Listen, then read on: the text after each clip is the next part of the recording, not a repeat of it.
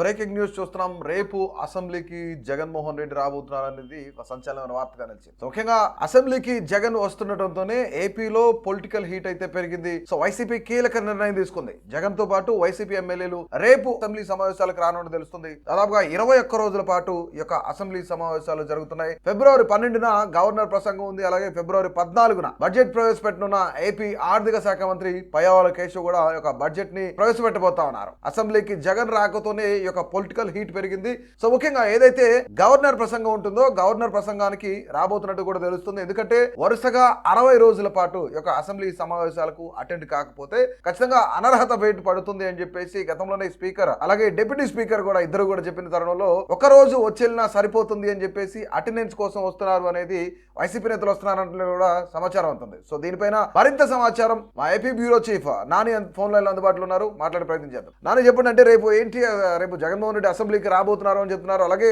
Governor ప్రసంగం తర్వాత ఎప్పటిలాగానే మళ్ళీ ఆయన వెళ్ళిపోతారనేది కూడా ఒక చర్చ జరుగుతుంది. ఏంటి నిజమేనా?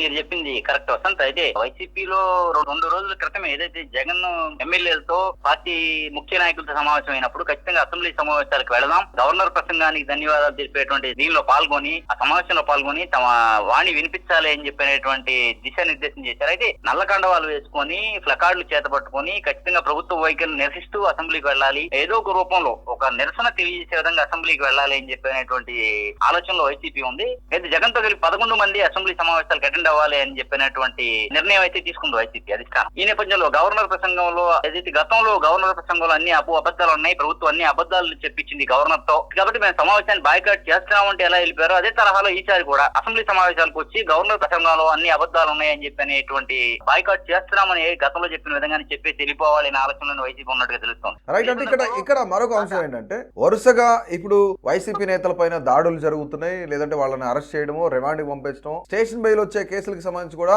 రిమాండ్ విధిస్తున్నారు అనేది రెడ్ బుక్ రాజ్యాంగం నడుస్తుంది అని చెప్పేసి జగన్ మాట్లాడాడు. అలాగే పేర్ని నాని గాని ఇలాంటి వాళ్ళందరూ మాట్లాడారు. వైసీపీ నేతలందరూ తరచూ మాట్లాడుతూనే ఉన్నారు. ఒకవేళ నిజంగానే అసెంబ్లీలో ఈ యొక్క సమావేశాలకు కంటిన్యూ అయ్యే ఛాన్స్ ఉంటుందా, లేదంటే అంతవరకే వెళ్ళిపోతారా? ఒకవేళ మాట్లాడాల్సి వస్తే ఈ యొక్క మాజీ మంత్రుల పైన కానీ మాజీ ఎమ్మెల్యేల పైన కానీ లేదంటే మాజీ వైసీపీ నేతల పైన దాడులు జరుగుతున్నాయి, దీని గురించి ఏమన్నా సభలో చర్చిస్తారా? అంటే వీళ్ళు పర్టికులర్ ప్లకార్డులోనే వీళ్ళు దాడులకు సంబంధించి కానీ తిరుపతి లడ్డు అంశం కానీ ఇంకా ఇతర అంశాలన్నింటినీ కూడా మాజీ మంత్రులపై దాడులు, తిరుపతి లడ్డు అంశం, ఇటువంటివన్నీ కేసులు ఒక్కొక్క వ్యక్తి మీద 40-50 కేసులు బనాయించడం, ఇటువంటి అంశాలన్నిటి కూడా ప్లకార్డుల రూపంలో నిరసన తెలియజేయడమే తప్ప సభలో కొనసాగే అవకాశం అయితే లేదు వసంత్.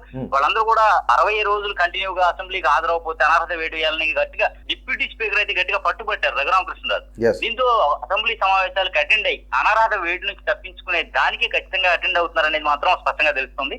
అనర్హత వేటు నుంచి తప్పించుకునే దానికి అటెండ్ అయ్యి వెళ్ళిపోతారని చెప్పి మాత్రం తెలుస్తుంది. సభలో కంటిన్యూ అయ్యే అవకాశం అయితే ఎక్కడ లేదు.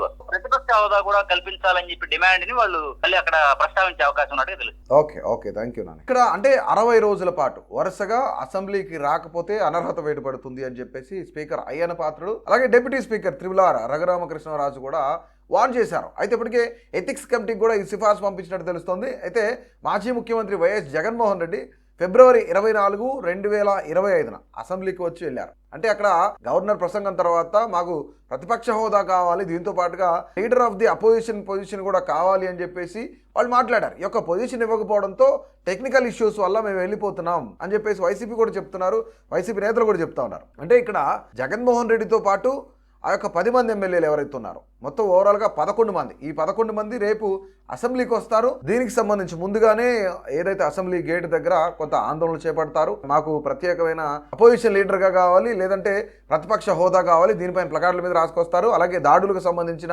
మాజీ మంత్రులపైన, మాజీ ఎమ్మెల్యేల పైన, వైసీపీ నేతలపైన కక్షపూరితమైన రాజకీయాలు మానుకోవాలని చెప్పేసి ప్లకార్డులు ప్రదర్శిస్తారట. దీంతో పాటుగా కూడా ఇంకోటి తిరుపతి లడ్డు అంశానికి సంబంధించి అక్కడ కల్తీ జరగలేదని చెప్పేసి షీట్ నెంబర్ 44లో కేవలం ముందుగా రిజెక్ట్ చేసిన ట్యాంకర్లు ఏవైతేనో ఆ ట్యాంకర్లని మళ్ళీ చంద్రబాబు నాయుడు గాని లోకేష్ గాని దొడ్డిదారిని తెప్పించారని చెప్పేసి జగన్మోహన్ రెడ్డి కూడా చెప్తా ఉన్నారు. అంటే ఇది చార్జ్ షీట్ లో పేర్కొనబడింది అన్నట్టుగా కూడా ఆయన మొన్న రీసెంట్ గా ప్రెస్ మీట్ లో ఏదైతే జోగి రమేష్ ఇంటికి వచ్చినప్పుడు కానీ అంబటి రాంబాబు ఇంటికి వచ్చినప్పుడు కానీ ఆయన ప్రెస్ మీట్ లో ఇదే చెప్పారు. చార్జ్ షీట్ నెంబర్ 44లో ఇదే పేర్కొన్నారు.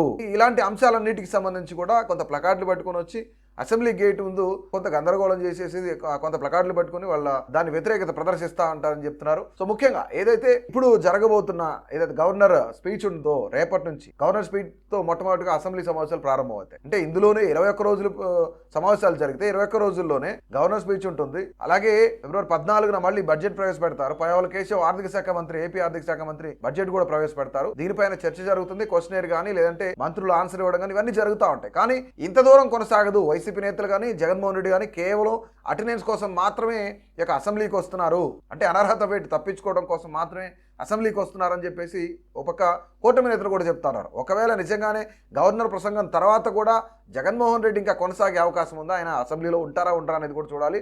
సో ముఖ్యంగా ప్రతిపక్ష హోదా లేకపోయినా సరే మాకు ప్రతిపక్ష హోదా కల్పించండి, మా వాయిస్ని వినిపించే ప్రయత్నం చేస్తాం, దీంతో పాటుగా leader of the opposition position కూడా ఇవ్వండి అని అడుగుతున్నారు. కానీ దీన్ని కూటమి ప్రభుత్వం తిరస్కరిస్తా ఉంది. అంటే ఇక్కడ 60 రోజులు వరుసగా రాకపోతే అనర్హత వేటు పడుతుంది అని చెప్పేసి స్పీకర్ అయ్యన్న పాత్రుడు చెప్తా ఉన్నారు. వాళ్ళకి జీతాలు ఇవ్వద్దు, ఆ జీతాలు కట్ చేయండి, అసలు అసెంబ్లీ రానోడికో లేదంటే ప్రజల పక్షాన మాట్లాడిన వాళ్ళకో వాళ్ళ యొక్క నియోజకవర్గాల గురించి మాట్లాడిన వ్యక్తులకో ఈ యొక్క ప్రభుత్వం నుంచి జీతాలు ఇవ్వద్దు, ఎమ్మెల్యేలుగా పరిగణించొద్దు అని చెప్పేసి మాట్లాడారు. అయితే త్రిపులారు కూడా ఇక్కడ రఘురామకృష్ణరాజు కూడా ముఖ్యంగా అసలు రాకపోతే కనుక ఖచ్చితంగా అనర్హత వేటు వేయాల్సిందే అని చెప్పేసి ఇలాంటి సిఫార్సును కూడా ఇప్పటికే ఎథిక్స్ కమిటీకి కూడా పంపించారు. రేపు జగన్మోహన్ రెడ్డి అసెంబ్లీకి వస్తే అక్కడ ఉన్న పరిస్థితులు ఏంటి, లేదంటే గవర్నర్ ప్రసంగం తర్వాత జగన్మోహన్ రెడ్డి కొనసాగుతారా లేదా, వాళ్ళు ఎలాంటి ఆందోళన చేపడతారు అనేది మీ అభిప్రాయాన్ని అయితే తెలియజేయండి.